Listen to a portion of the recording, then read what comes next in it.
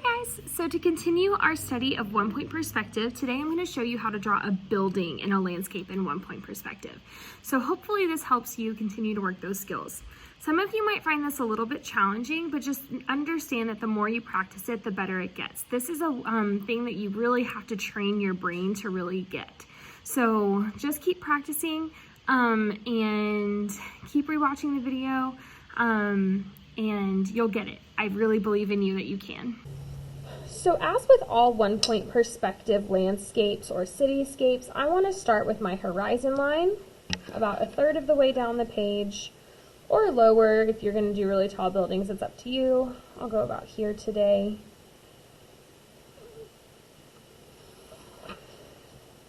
And along that horizon line, I'm going to add my vanishing point. That's where everything is going towards in one-point perspective.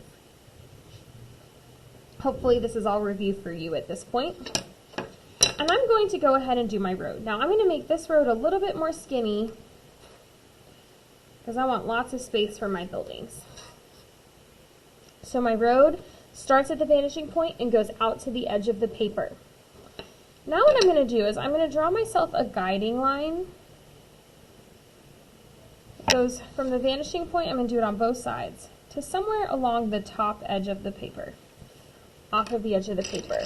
And just for your reference, you don't have to do this part, but just for your reference, I'm going to draw my guiding lines in red, and then I'm going to draw my building and the lines that I won't erase I'll draw my building in blue. There are certain things that you would erase normally, but it's good. So, the easiest way to start a building is to draw the side that's facing you first. So maybe over here I have a really tall building. And so what I'm going to do is I'm going to draw a vertical line that goes from the guiding line down to the bottom. So I'm going to start here and bring it all the way down. And I'm checking that it's truly vertical by checking that it's parallel to the side of the paper. I'm ignoring the road right now. So you'll see I have a vertical line that goes down to the bottom. Now I want to draw a horizontal line that goes from that corner to the side. I'm ignoring this line right now. I'm ignoring it. I'm telling my brain to not pay attention. So that's the first side of the building. And I'm just going to erase the part of my horizon line that is hidden by this, like that. Now, buildings are not flat. They're three-dimensional. So what I need to do is draw another vertical line from this down to anywhere that I want to stop it. I could stop it at the road or a little before the road. In this case, I'll bring it right to the road like that. And that just happens to be where it stops. Now this is the tricky part. Are you ready? This is my guiding line. This is telling me how to draw the top of my building. Because if I draw it out like this, it's not going to look three-dimensional. I have to follow the guiding line for the top of my building, just like that. And so that's how I draw a cube or a rectangular prism in one-point perspective, is this line is pointing at the vanishing point. Now, if this was a big city like New York, if I was in downtown Chattanooga, I may have multiple buildings stacked on top of each other. So the trick to that is I can't just draw like that. I need to connect them because they're going to overlap. So I'm going to do a horizontal line. I can check it like this, scooch it down. And I'm going to draw a horizontal line, a line that is parallel to the top of my paper, from my guiding line to the edge of my building, just like that. And then I'm going to draw a vertical. Your brain is going to want to do this, but don't let it. A vertical line, checking that it's parallel to the side of my paper, down to the road, and I'm going to stop at the road, just like that. Then, for the side of the building, I'm going to do one more vertical line here, and connect it on the guiding line. So that's how I would do basic rectangular buildings. Now we're going to get really tricky and do windows The windows on the sides of the buildings that are closest to the viewer, or to where you would be standing if this was a photograph, are just normal rectangles. And they may even overlap behind the building that's in front of it. If you want to show a bottom of the building, you might do that, like maybe there's some grass there or something. And I find that it's best, these are some tall buildings that I'm drawing. They got lots of stories.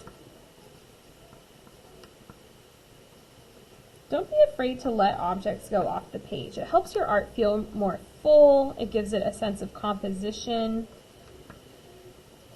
It doesn't all have to be on the paper.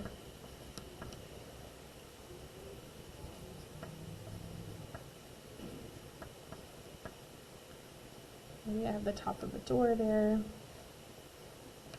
Maybe multiple doors. Okay. Now here's a tricky thing. If this side of my building also has some windows, it gets a little bit weird because I'm going to need to use, I'm going to show you with the red, I'm going to need to draw lots of different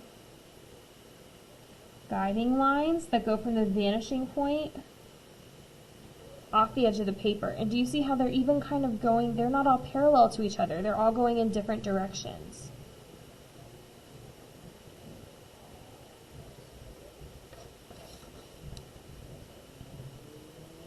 And again, it's okay if this is a challenge. This is kind of advanced stuff.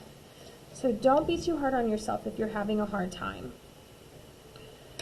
So you can see here, I have all of these guiding lines in red.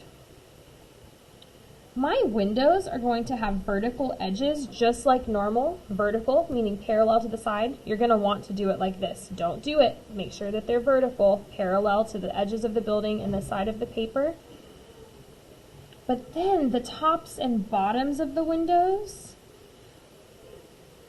go with these guiding lines that point to the vanishing point. So let me show you that again, maybe down here. I'm going to do a vertical line, which is really tricky. Your brain really wants to draw them this way. Don't. Draw it vertical, parallel to the side of your paper. I'm going to do a big window here. Vertical, but then the tops and bottoms of the windows follow the guiding lines that point to the vanishing point. Vertical, vertical, guiding line, guiding line. And that's true back here, and these windows are actually really tiny. Vertical, vertical, guiding line, guiding line, vertical, vertical. Oh, see, even my brain wants to twist it and go that way, but I'm telling it no.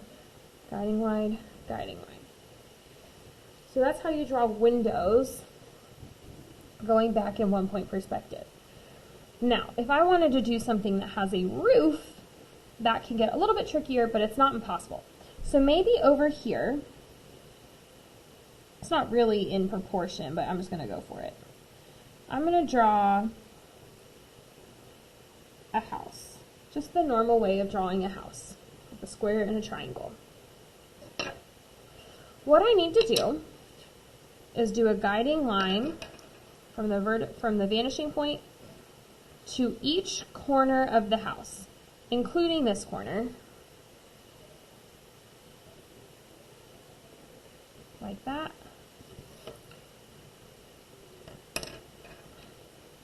And then what I'm going to do is I'm going to draw some parallel lines. So I'm going to draw a line that's parallel to this line, however long I want the house to be. I'll make this a really long house. Maybe it's more of like a train station or something. And then parallel. So you see how these two lines are parallel and these two lines are parallel? Remember that a parallel line are lines going the same direction, so that if they went on and on and on forever, they would never touch each other. That's a parallel line. Then I'm going to connect this corner to this point using the guiding line. This corner to this point using the guiding line. Point to point, guiding line. Just like that. And again, maybe there's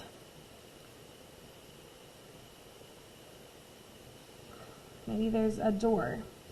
Vertical, vertical. See, even my brain wants to tilt these. It needs to be truly vertical. So I fixed it. And the top follows the guiding line. Does that make sense? Maybe I want to draw a chimney. Well, you guessed it. I need to think about how the corner of the chimney should point to the guiding line, or the bottom of it. And you can start to do this without guiding lines because you can just use your ruler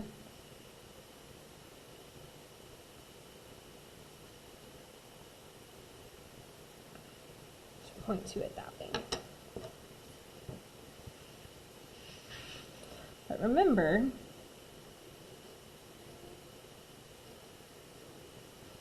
anything on this side stays normal. And remember, anything off in the distance is small.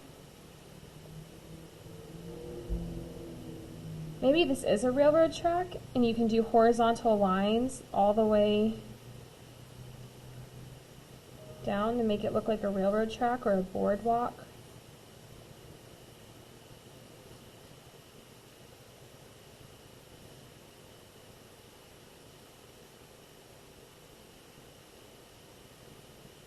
You can add any details of your own.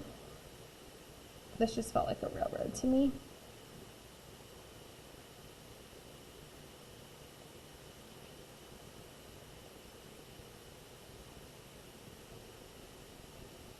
So use your creativity, finish this. If you want to color it, you can, but that is your challenging drawing lesson for today.